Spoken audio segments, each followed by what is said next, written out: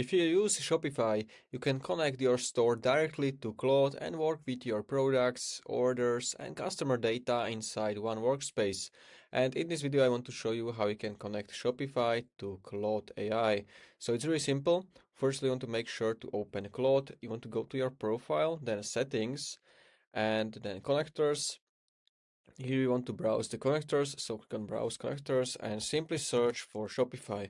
So you can see this is the new MCP tool, so you can build, manage and analyze your Shopify store with this. So click on add, and this is going to redirect you to this page where you have to connect your store. So this is my only active store, so I can select the store which I want to use. You can also create a new one if you want. I'm going to select this one.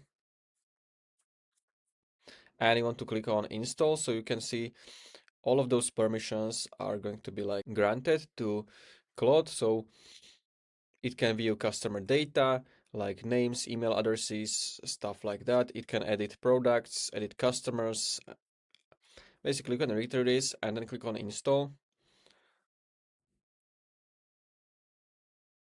And now this should install the Shopify. So you can see connected to Shopify. We can check it over here. And if you click on configure, you can still manage your permissions. So for example, you can keep everything on needs approval, and then when you create some prompt in Claude, it's going to ask you for the specific permissions. For example, if you want to edit a product price, it's going to ask you to allow this permission, and you can basically allow it for the specific task only, or always it's on you. So you can keep it as it is. Now we can go to new chat and we can test something.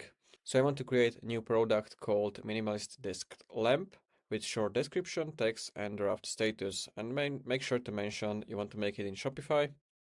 And this is what I said. You can allow the specific permissions only once for this exact task, or you can keep it on always, then it's going to be always allowed. But I would recommend going with allow once.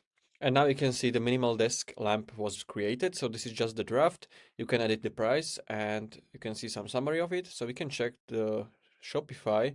If I go to products, you can see it's over here. So I can open this. We have some simple description, and we can add photos over here and stuff like that, like the price. So for example, what I can do, I can, for example, type to Claude that I want to change the price to 15 euros, and it's going to be changed, as you can see. So I can refresh the page over here, and you can see the price is set to 15 euros.